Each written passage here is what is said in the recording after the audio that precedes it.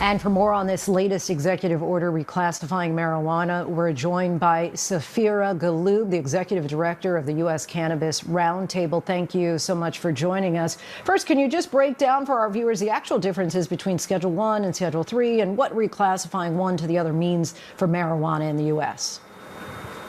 Well, thanks for having me, Lindsay. And it was a really important day for not just the regulated cannabis industry, but also for patients and consumers.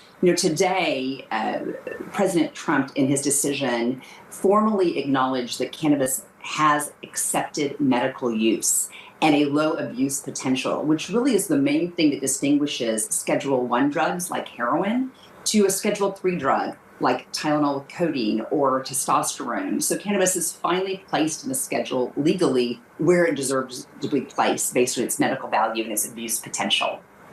As we mentioned, this does not mean marijuana is legal at the federal level. Even with this reclassification, what other restrictions on marijuana use remain in place? So you're absolutely right. This does not legalize marijuana or cannabis as we refer to it. And so, in fact, there still remains a conflict between federal and state law, which only Congress will be able to resolve. We do, as you mentioned, have 40 states that have commercial medical programs. And so those states will be able to continue to sell medical cannabis in dispensaries. But this is not a nationwide legalization. You will not be able to have marijuana transported or sold between state lines. You will still need to buy it and purchase it in state dispensaries. And so we will still have a regulated marketplace in place, but today marks an enormous change for the reform effort and really for patients and consumers around the U.S. and eventually around the world. But just one follow-up on that, though. Even with marijuana still illegal at the federal level, is there any possibility that reclassifying the drug could lead to changes in how marijuana-related offenses are penalized? Certainly this is going to be a big signal to policymakers that the war on drugs and prohibition did not work. And individuals who are incarcerated or who could have the potential to be incarcerated for cannabis possession or use is just no longer where we are in the modern day. We have more than 40,000 businesses who are operating legally in this industry and regulated in this industry. And today's order will mark a tremendous change for their ability to operate legitimately like other legal businesses. And just in the last few seconds we have here, we mentioned that most U.S. states already allow some medical use of marijuana. What impact would they feel from this change, if any? So state markets won't be disrupted specifically, but I do think the signal from the White House that cannabis has both medical use and a lower abuse potential will open up more states to offer access to patients and consumers, and the businesses will no longer have this burdensome tax penalty. So they'll be able to assure a regulated and safe product for patients and consumers, which is what we all demand and deserve. Safira Ghaloob, we thank you so much for your time. Really appreciate you joining us. Thanks for having me.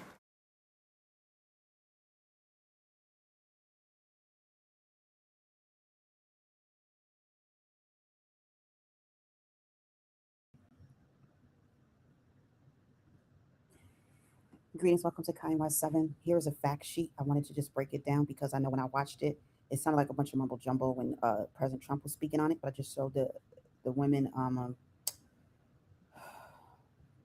whatever channel they are, breaking it down. This is from the actual WhiteHouse.gov website. So this is the fact sheet that was just presented as of yesterday. President Donald J. Trump is increasing medical marijuana and cannabis video research. So what they're doing is being a little more lenient. They are reclassifying marijuana to not just sit and continue to stand listed as a controlled substance, but as Schedule 3. Marijuana is currently controlled. Sorry, I just said that already. Rescheduling marijuana to Schedule 3, which was consistent with the 2023 recommendation by the Department of Health and Human Services. So with the reclassification, what they're doing is it's broadening research. You're going to have more, less guidelines and things like that on the research so that they don't have to knock down more obstacles to get this medical research done based on marijuana use. So whether it's the oil or the flower itself, that's what this has to do with. I spoke on this maybe a couple of weeks ago because the way they were making it sound, it sounded as if we were, as people, were not going to any longer be able to just go to a dispensary and everything was going to be fine. They were predicting that Trump was going to crack down harder on marijuana and it would make it a little harder to even get any, and it would have a big effect on dispensaries because dispensaries were already bracing for this change because it was said that they're going to have to lower the amount is that is given out as doses, legal doses in the dispensaries.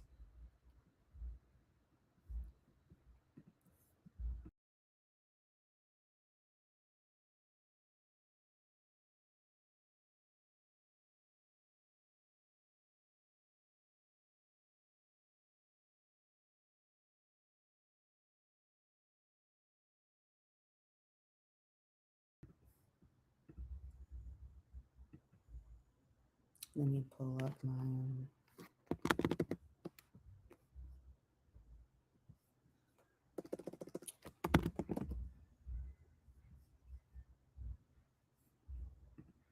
hold on.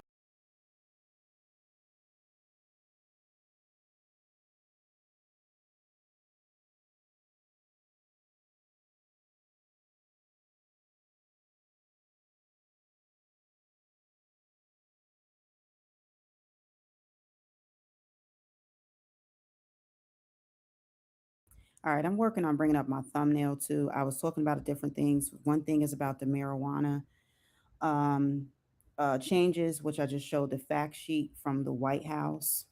Trying to pull up my thumbnail. I don't know why I'm having so much trouble.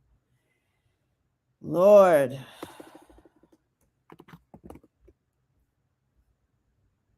Okay. Well, that's the fact sheet. I'm going to go back and do a reiterate, and then I'm going to get right back on. Latest executive order reclassifying marijuana. We're joined by Safira Galoub, the executive director of the U.S. Cannabis Roundtable. Thank you so much for joining us. First, can you just break down for our viewers the actual differences between Schedule 1 and Schedule 3 and what reclassifying one to the other means for marijuana in the U.S.? Well, thanks for having me, Lindsay. And it was a really important day for not just the regulated cannabis industry, but also for patients and consumers. Today, President Trump, in his decision, formally acknowledged that cannabis has accepted medical use and a low abuse potential, which really is the main thing that distinguishes Schedule 1 drugs like heroin to a Schedule 3 drug like Tylenol with codeine or testosterone. So cannabis is finally placed in the schedule legally where it deserves to be placed based on its medical value and its abuse potential. As we mentioned, this does not mean marijuana is legal at the federal level. Even with this reclassification, what other restrictions on marijuana use remain in place? So you're absolutely right. This does not legalize marijuana or cannabis as we refer to it. And so, in fact, there still remains a conflict between federal and state law, which only Congress will be able to resolve. We do, as you mentioned, have 40 states that have commercial medical programs. And so those states will be able to continue to sell medical cannabis in dispensaries. But this is not a nationwide legalization. You will not be able to have marijuana transported or sold between state lines. You will still need to buy it and purchase it in state dispensaries. And so we will still have a regulated marketplace in place, but today marks All right. So basically, it doesn't seem like there's much change. It's just more leniency, basically, for the weed dealers. Let's just be honest. Um, the people that already were growing marijuana when it was illegal, they are selling it by the boatload to dispensaries. So woohoo, they get to keep their weed dealing factories.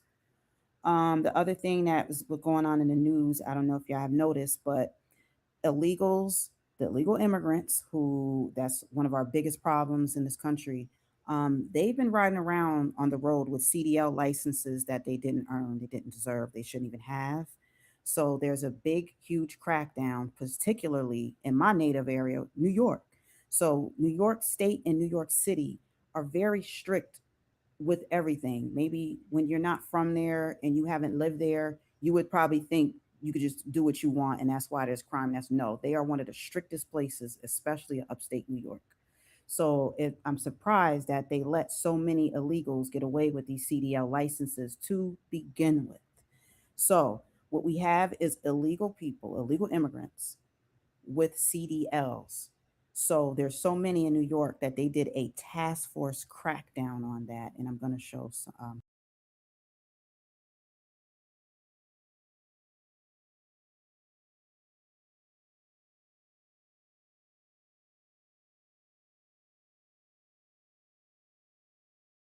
And for more on this latest executive order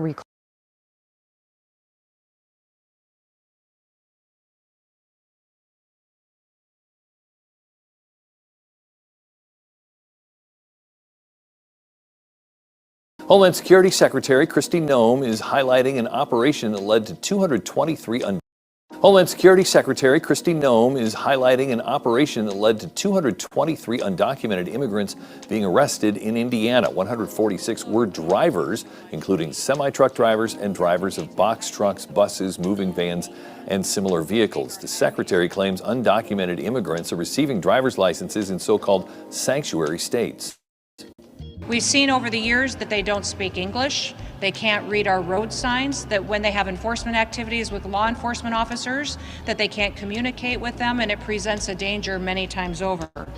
Those arrested in the operation received CDLs from more than 12 states. The secretary spoke in Gary, Indiana, after partnering with the state of Indiana on this operation. A major law enforcement operation in Indiana. $1 million in federal funds from New York.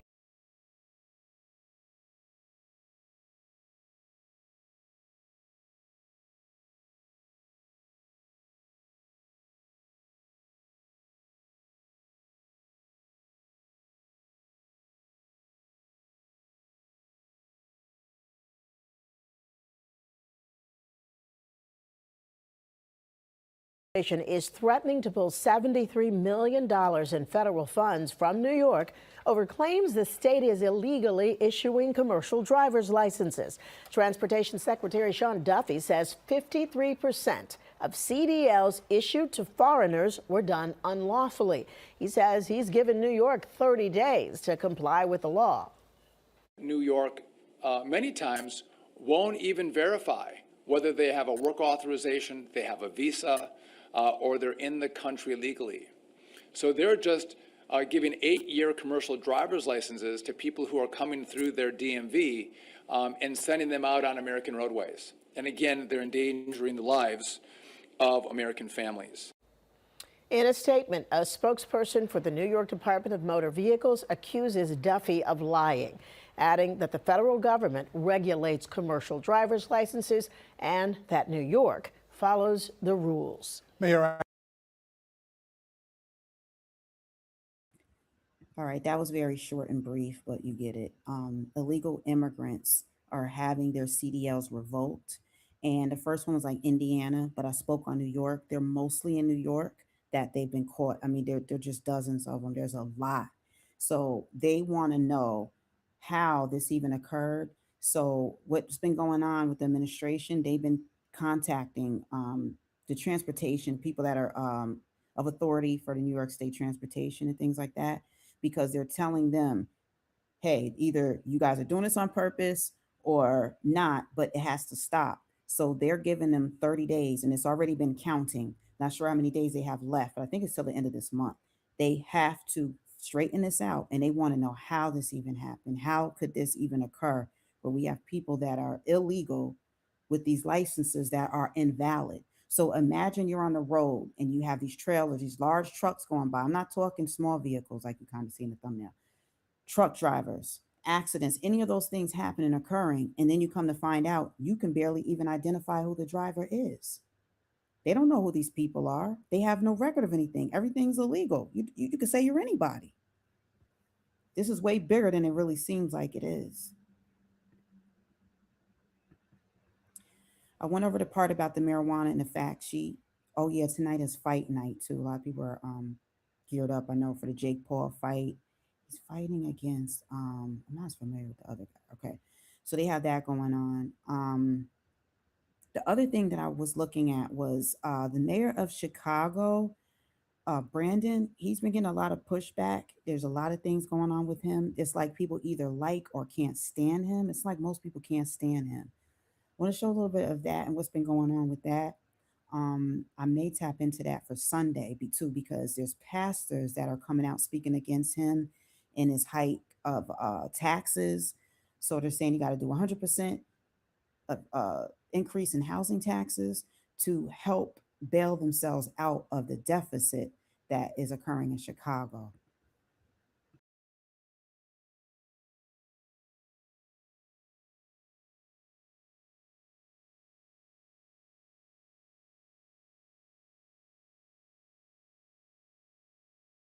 I'm in Chicago and how they have been successful at lowering crime. And when I say he went off last week on some folks, he went off, and you know what? He should have. Okay, let me just start with this. How about this? In 1974, there were 970 murders. Okay, 1995, there were 828 murders. 2016, 778 murders. 2021, 805 murders. This has been a problem in this city for a very long time. Now, my deputy mayor, Gatewood, this is the topic and the work every single day to drive violence down in the city of Chicago.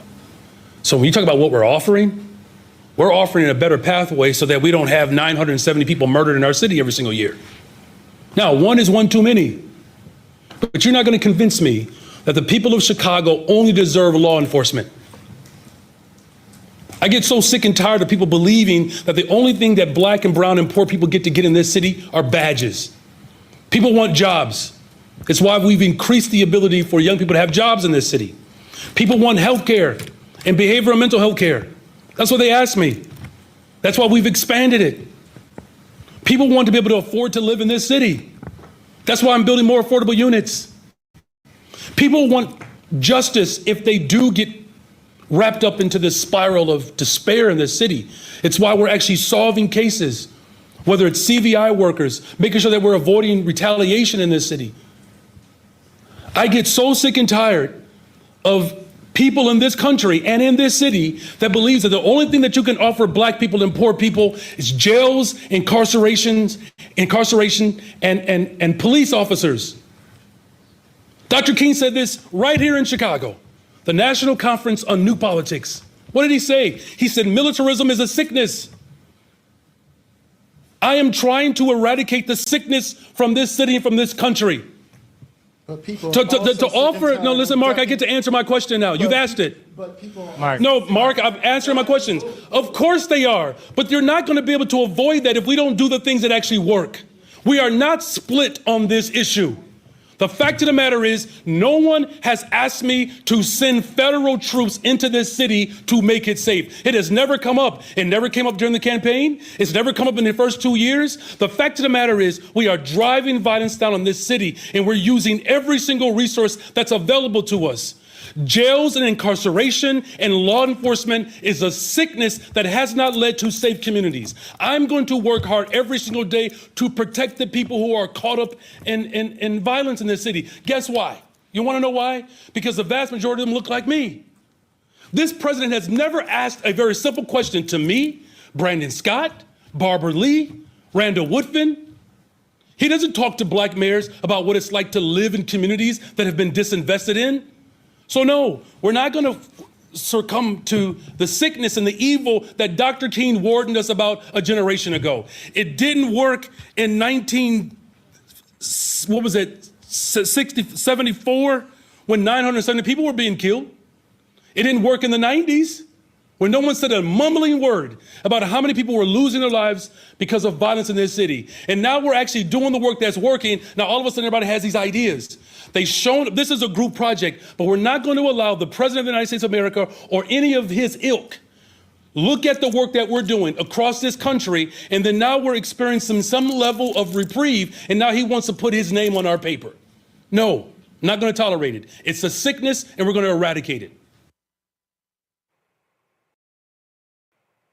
this is the response that we should be seeing. And I'm with Chicago Mayor Brandon Johnson. When you have done the work, when you have put in the long work, he was being ripped his first 2 years for the crime and other problems. And so all of a sudden it's going down. He mentioned Baltimore Mayor Brandon Scott. He mentioned these other black mayors. And they have been taking the heat from people in the city, from people outside. And that's exactly the response that he should be given. And so the reality, Michael, when these reporters ask these questions, I ain't got no problem with him going off on them, because what they're doing is working, and to act like it's not is also a shame, because if you're going to criticize somebody when things are bad, well, you damn well better give them the credit when things are getting better. Absolutely. Give them the credit when things are getting better, and advocate for them to have more resources to continue to improve people's lives, bring down crime. OK, and I applaud him for what he just said. Also, I encourage people to look at his press conference from September 2nd, 2025.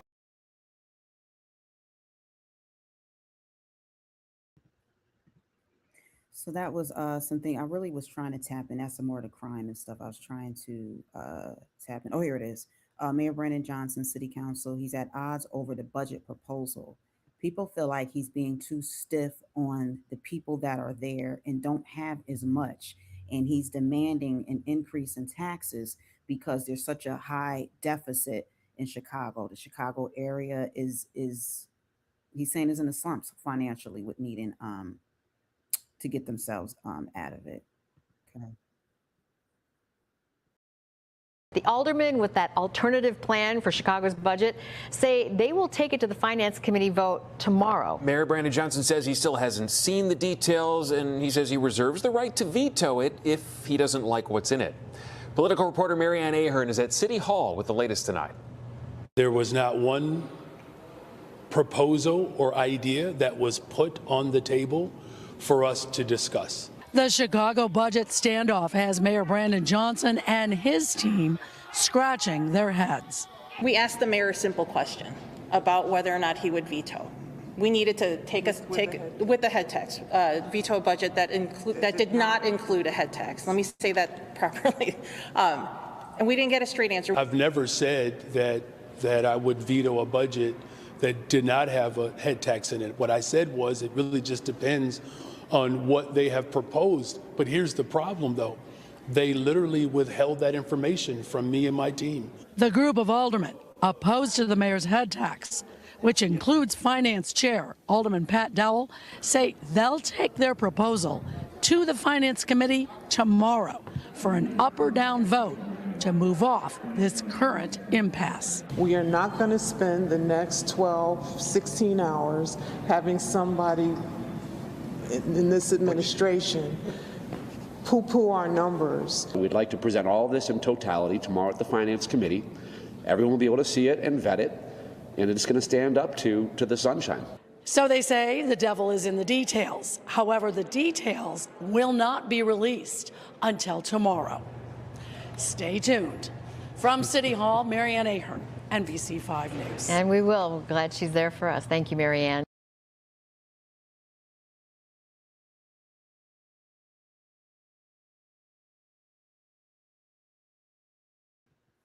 All right. From what I've gathered for over probably a couple of years now, people like either they like Mayor of Chicago, Mayor Brandon, or they can't stand him. There's like no in between.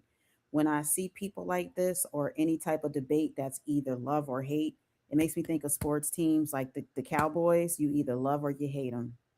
The Lakers, people either love them or hate them. There's just certain groups or individuals that you either love or hate. There is like nothing in between. I don't know what that is about people, but that's how that's been.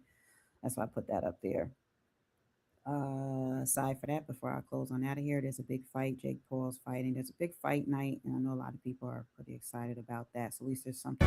He's a fighter. Like I said, he's a decent cruiserweight. That's what he's become. But he's levels below AJ. But that's levels above what the credit you gave him before. Confidence and his strength about Joshua. This is better from Joshua. I won't be trained by Ben Davison. I said that London's a bit distracting for me. So I was invited to train with Team Usyk. So I've been in Spain. We've been doing some good training out in Spain. And I think he's one of the best in the world. Not I think, he is one of the best in the world. And it's not all down to him, it's also down to his team. You've got to find the belief in yourself, not in somebody else's system. You know what I mean? It's like Usyk's team might show him bits and bats of stuff. He doesn't box like Usyk. AJ, you've got to pick out the best of what AJ does, and you've got to pick out the worst and improve the worst in him. So I just think AJ is looking for that secret ingredient, and it's just within yourself. Yeah, as you was asking for, Barry's starting to paint a little bit more now.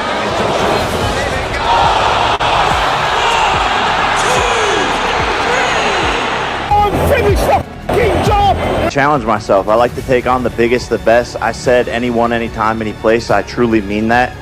And I'm here to go out there and shock the world. I know what I'm capable of. Yeah, like AJ shot and you know he's getting knocked out. I'm like, what about you?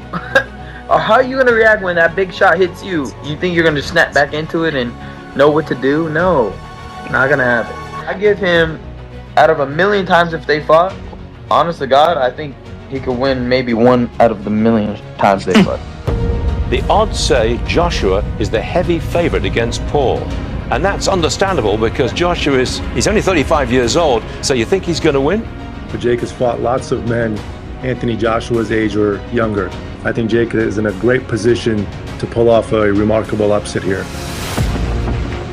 Would you be willing to take the bet with Tyson Fury that's saying that Jake is going to beat you? I just think Jake Paul would knock AJ out. I think AJ's a spent force, and I think Jake Paul's on the rise. And I like his new heavyweight look. Respectfully, I'm not worried about what Tyson Fury's got to say, or I'm not here for any of that betting and nonsense. I'm here to fight. A surreal spectacle in the most unpredictable and chaotic of sports.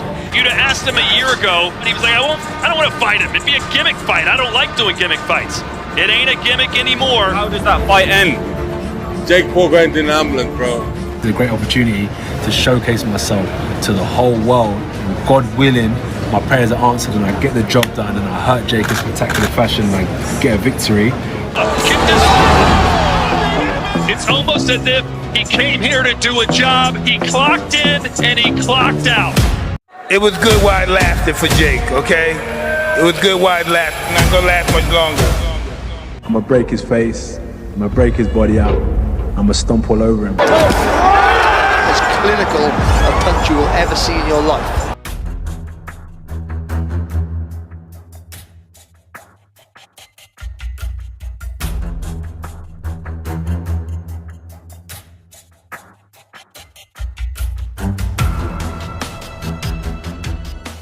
What's going to be your final advice to him before he makes that ring walk? He will be relaxed and very violent. Okay, how do you think he gets it done? Overhand right. Buzzing with, because if you hate Jake Paul, you're going to see him get knocked out in the second round. But if you love Joshua, you want him to have an easy fight, you know what I mean? What did I tell you? You did. All right. A lot of people agreed with him. Tonight has redressed the balance.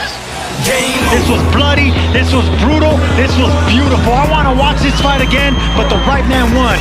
I do think he's crazy. I think he's got absolutely no chance. I think he's going to get smashed to pieces.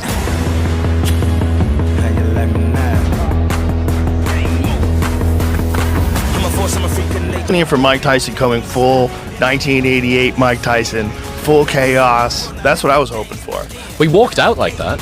Yeah, it looked like it. Yeah, but that's what everybody signed up for. So they got us. Whatever. Mike Tyson was the one who got me into boxing due to the fact that he was like a robber and a troublesome kid up until the age of 13. The way they managed to like build his mindset. It wasn't like just his physicality. The way they changed his mindset, he managed to become a heavyweight champion of the world. He was He is the thing that nightmares are made of. And he's got that one-punch nuclear power. He runs one to the right hand. He's in big trouble. That puts him down for the second time. Pounding in there, and that's that. One punch. And he's fast. Joshua going to once again. He nails it. And he's going to have a lot to prove. He's going to be very angry. This man is going into a fight against AJ. AJ, what he did to Ngannou, because I thought that was going to be closer, yeah? And Ngannou went to the shadow realm. AJ someone has to stop him and say, brother, you're putting your life at risk. I've never seen Jake Paul take a punch anywhere near, nowhere even in the stratosphere of what Anthony Joshua can deliver. Southpaw now in Ngannou. How's that for confidence? If I was an old AJ, it would have been just strength versus strength. Patience after from AJ. Very important. We've seen him not rush in, no need. But due to the progression I've made and the dedication and the sacrifices I've made, I was able to go in there and get rid of him without hardly taking any punishment. That's a fucking bad idea. That's a bad idea. But let me tell you what, a lot of people watch that one.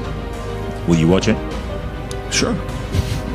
You know what everybody's tuning in for on that one. He's obviously very, very tall. Looking up, my tallest opponent. My eyes are at his, chest level. But yeah, he's locked in. I'm locked in. I don't think there's fear in his eyes or in my eyes. Too much sustained punishment because Takav's not going to win this. Anthony Joshua now retains his world heavyweight title. He looked at his corner there as if to say, what have you done to me? Right hand, but he's taking his time and measuring it up, and that right hand did the damage. And I don't think he wants any part of this. Oh, nailed it. That right hand. It's too sharp and too powerful from Joshua, who's slicing him to ribbons here. Oh, that's the one. Didn't miss that time. Took everything, didn't he? One big right hand. In 2026, Anthony Joshua fight Tyson Fury where? Wherever Turki Al-Sheikh wants it to be. Then there is the big fight, one of the great fights in the history of boxing. It will be in London here, maybe in September. And I don't believe you will fail. I believe you will see AJ against Tyson Fury in 2026, and it will be the biggest fight we've ever seen. Would you still fight him though? Yeah, I'm still fighting. Whether he's got 5 losses, 10 losses or 20, it's not important because at this stage of our careers, it's about having good fights and putting good fights on for the paying customer.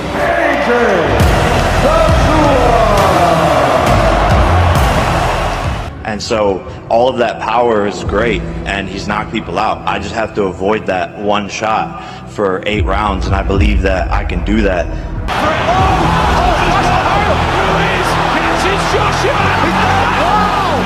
Paul had his face off today with Anthony Joshua. Oh, yeah. He called himself Andy Ruiz 2.0. Oh, 30 seconds to go. Legs are shaky out of Joshua's in trouble. What advice would you give to him, like, technically? just be fearless, That's what you got to do. You got to be fearless and give it all you got. He is making an absolute mockery of the bookies here. Just get him with the right hand. That's what Jake Paul's looking for.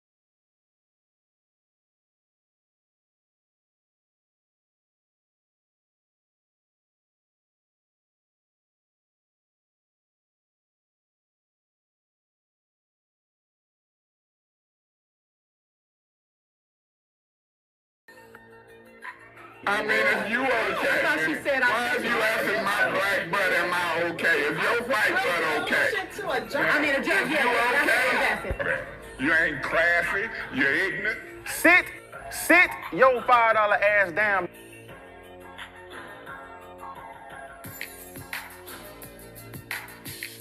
Lay ass down. Thank you, Rita. Sit down. I know, look at that white goat. Oh, they are so beautiful. Oh, look, there's a black one. Black one?